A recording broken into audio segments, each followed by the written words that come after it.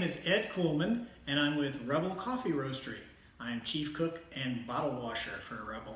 Anyway, I thought it would be fun for the very first episode of Coffee Notebook to show you the simple process of making a French press of coffee. I've seen a lot of really complicated videos out there, and I think that's one of the reasons why I see so many of these in thrift stores. People are gifted them, or they go out and buy them and they have some bad luck. They don't understand them and they end up tossing them out for some other brewing method. Really, the only thing you need is good water, some ground coffee, the French press itself, and a way to heat the water.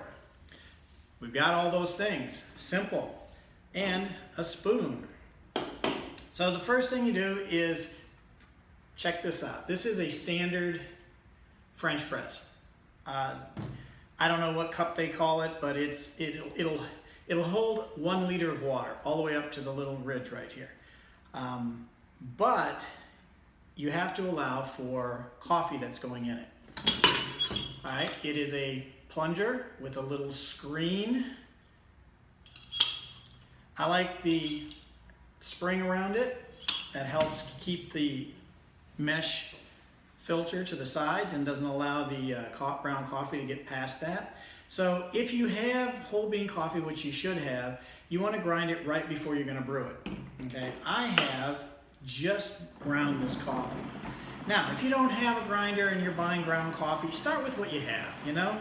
That's the main thing. You want to start with what you have. And this is really a simple process. You're basically going to add coffee to this. You're going to add water to it. And then you're going to let it steep for a few minutes. And then you're going to plunge it and pour it and enjoy it. It's a very simple process. There's a lot of other recipes out there. Really, to be simple, you're going to use about 25 ounces of water to, let's see how many tablespoons we can put in here. Let's see, 1, 2, 3, 4, 5, 6. Is this like Sesame Street? 7, 8, and I guess about 9. 9 tablespoons. So you have 9 tablespoons of medium coarse ground coffee. That's going to be kind of like coarse salt. It's going to be at a level that is going to allow this plunger to go down without too much resistance. And that's a good indication of whether or not you're grinding it too fine or too coarse. If it's too coarse, it'll plunge down really fast. Your coffee will be thin and weak and bitter. If it's getting jammed up, then it's probably too fine because it won't go through the mesh filter, and then you get a syrupy, soury kind of coffee. If you just get the grind right, then you'll be fine. Again, it should plunge with some resistance, but not to the point where it jams up, and it shouldn't just go slam right straight down either. So water just off the boil, about a minute or so off the boil. You're going to be at about 200, 205 degrees because water boils at 212. You're going to have, and I've already got this pre-measured, it's 25 ounces of water. This, if you want to measure, if you're going to weigh it, which is really the best way to go, you're going to use about 750 grams of water to about 47 to 50 grams of coffee, and that's the ratio. Or we came up with about 10 tablespoons of course, medium coarse coffee with 25 ounces of water. Now, the process is really simple. Pay attention. Now, this is funny. I just spin it around. I want to get a good agitation in there. I want all the grounds to get saturated. Voila. There you go.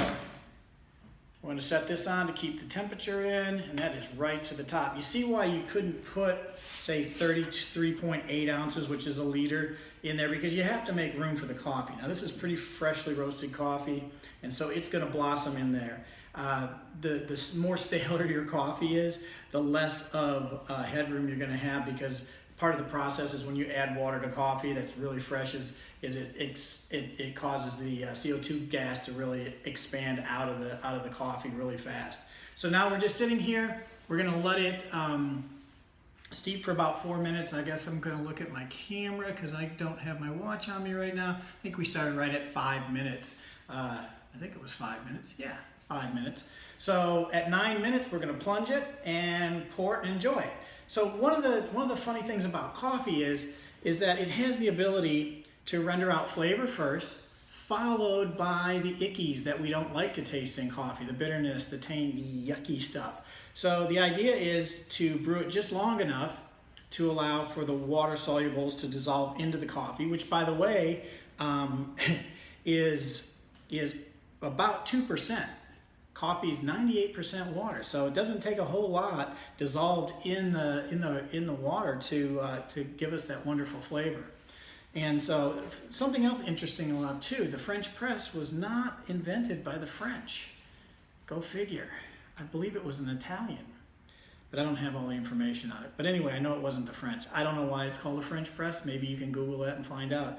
Anyway, the idea is to steep the water just long enough with the coffee so that we render out the really good tasty stuff and we leave behind all the nasty stuff. So after we plunge it and either pour it into several cups, if you've got somebody to have coffee with, you can do 2 cups, and that's about what you're going to get, 2 12-ounce cups out of this.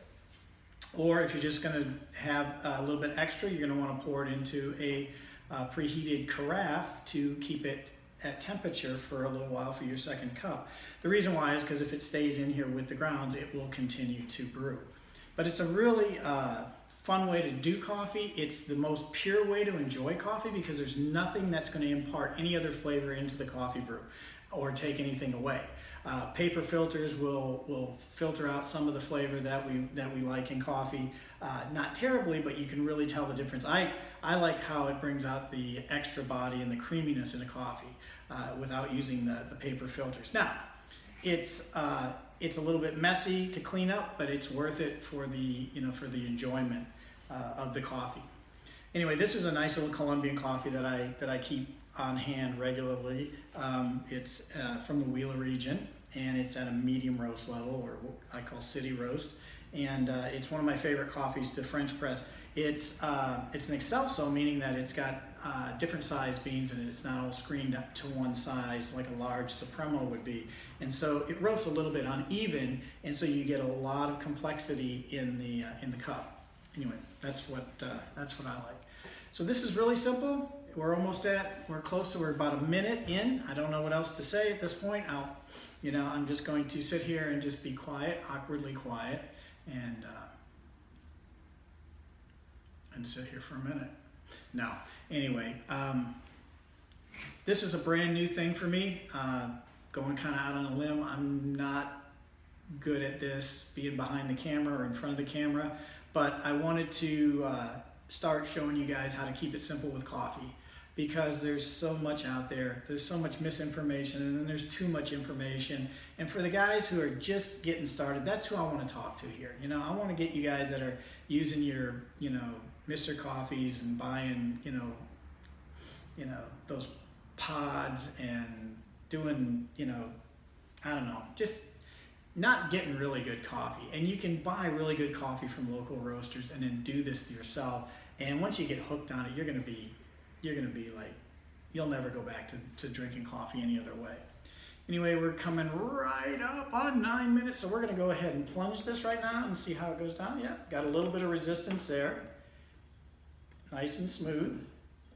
And here we go. We're gonna pour it. Look at that. Oh, it looks good, but that's not all the indicators here. Look at that.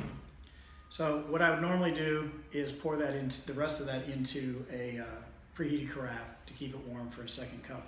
But this is like really, oh wow, really nice. There's a nice chocolate note in there, kind of a milk chocolatey note.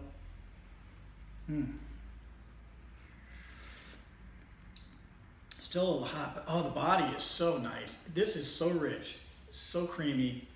This will enhance any coffee that you're drinking, this type of brewing method. So I really would like for you to give it a try. If you haven't, I hope this keeps it kind of simple. There's a lot more you can do with the French press as far as tweaking it, but the basics are good fresh water, water that tastes good, water that has some minerals in it, no reverse osmosis stuff, just good. I like spring water. The French press, ground coffee, and a way to heat the water, and that's it. It's super simple, man. It's just like night and day with probably some of the coffee that you're drinking out of a home machine. Oh yeah, that is a delicious coffee. Anyway, I hope you hang out. Maybe subscribe. I'm going to try to do a few extra videos on different brewing methods. We're going to try some other ones. Again, keeping it really simple so that when you go home, you can try these and use, equipment that you already have at your house. That was one of the things that I saw in a lot of the videos is they're done at coffee shops, and these guys are, set up with all the coffee house gear, and not everybody has that, That's why I said if you're getting, I think the first thing, if I was you, where I'd spend most of my money as far as a budget for coffee equipment would be on a grinder. You need a good precision grinder. The reason is it's all about extraction and extraction evenly. So you want all the particle sizes of the coffee when you grind it to be as close to the exact same size as possible. And you only get that through a higher end precision grinder. And there's a lot of them out there that are really good. I'm not going to recommend any right now because quite frankly, there's too many to list. But a quick Google search on a good conical burr grinder, whether it be electric or hand, is fine. I mean, that's what you want. Stay away from the blade grinders because they basically just spin around like a food processor and they fracture the coffee beans into all different sizes. You'll have large pieces and you'll have super fine pieces, and what happens when you brew is you get an over extraction of the fines and the larger pieces don't extract fully, and so you don't get everything out of the coffee, or you'll get too much out of it, and it's just an uneven experience with coffee. So you can do simple methods of brewing that really give you the best control and the best extraction out of the coffee, but unless the beans are evenly ground to the right particle size and to an even particle size, you're doing yourself an injustice with your coffee. So, if you're gonna go out and get a grinder that is, a high-end grinder that is going to do a precision grind. And that's my story, and I'm sticking to it. Oh, I gotta try this again.